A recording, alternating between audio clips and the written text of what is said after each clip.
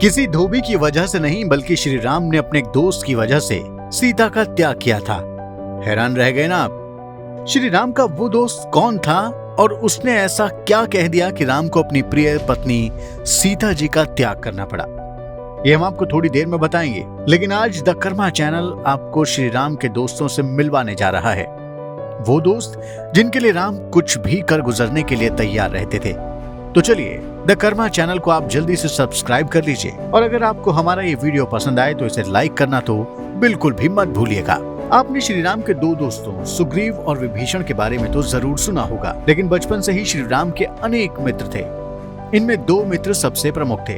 पहले मित्र का नाम था सुयज्ञ। सुयज्ञ श्री राम के कुलगुरु वशिष्ठ जी के पुत्र थे। सुयज्ञ की पत्नी भी माँ सीता की सखी थी और दोनों सखियों में बहुत प्रेम भी था। वाल्मीकि रामायण के अयोध्या कांड में सबसे पहले श्री राम के मित्र सुयज्ञ का जिक्र आता है। प्रसंग यह है कि जब श्री राम वनवास के लिए निकल रहे थे तो उन्होंने लक्ष्मण के हाथों सुयज्ञ को संदेश भिजवाया। इसके बाद श्री राम ने सुयज्ञ को बहुत सारा सोना उपहार में दिया और तो और श्री राम ने अपना प्रिय हाथी शत्रुंजय भी सुयज्ञ को दे दिया। ये हाथी श्री राम को इसलिए भी बहुत प्रिय था क्योंकि ये हाथी श्री राम को उनके मामा ने उपहार में दिया था। इसी प्रकार माँ जानकी ने भी सुयज्ञ की पत्नी और अपनी सखी को बहुत सारे सोने के गहने उपहार में दिए। इसके बाद श्री राम के एक और मित्र का जिक्र वाल्मीकि रामायण के अलावा और भी राम कथाओं में आता है और वो मित्र था निषाद राज गुह।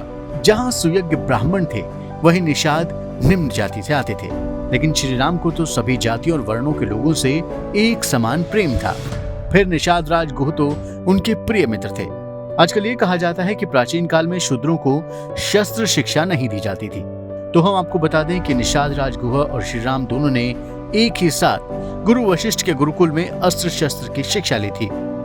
इसी दौर में दोनों के बीच गहरी दोस्ती हो गई थी। जब राम वनवास के लिए अयोध्या से बाहर निकले तो सबसे पहले वो श्रृंगवेरपुर पहुंचे, जहां उनके मित्र निषाद राज गुह का शासन था।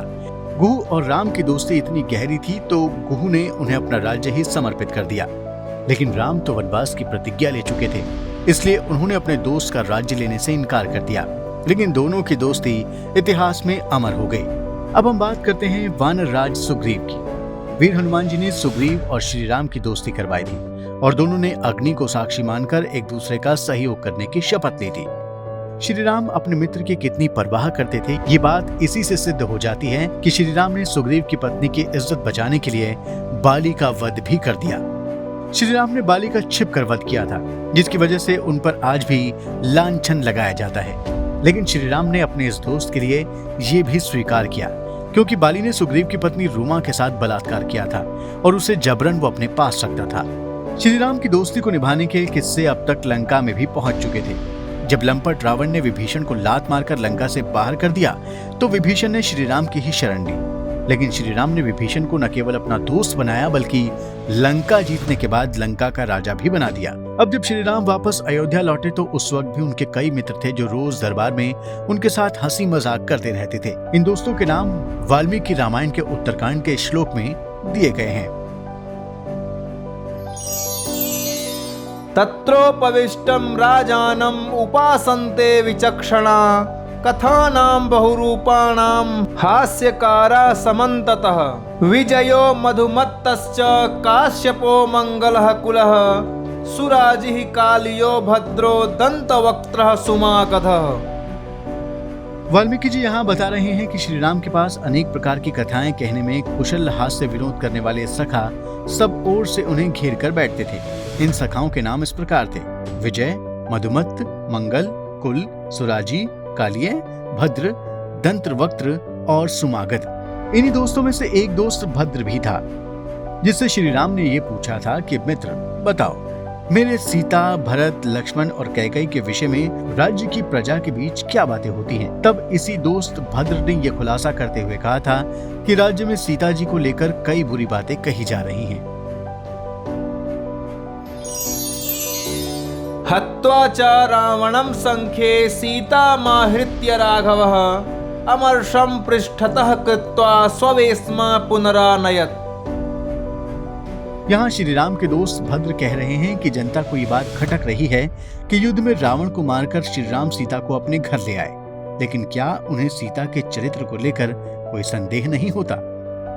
इसके बाद श्री राम का दोस्त भद्र विस्तार से जनता के बीच सीता जी को लेकर चल रही बातों के बारे में बताता है, जिससे श्री राम अत्यंत दुख से भर जाते हैं। इसके बाद की कथा सबको मालूम है कि श्री राम ने सीता का त्याग कर दिया और सीता जी को दोबारा वनवास की पीड़ा झेलनी पड़ी। श्री राम ने सीता का त्याग क्यों किया और उसके पीछे और कौन सी वजह थी, ये हमने आपको एक वीडियो में पहले भी बताया था। अगर आपने वो नहीं देखा है तो इस वीडियो को भी जरूर देखें और इस वीडियो को देखने के बाद आप श्री राम को सीता के त्याग के लिए कभी दोषी नहीं ठहरा पाएंगे। तो आज बस इतना ही। आप देखते रहिए द कर्मा चैनल। नमस्कार।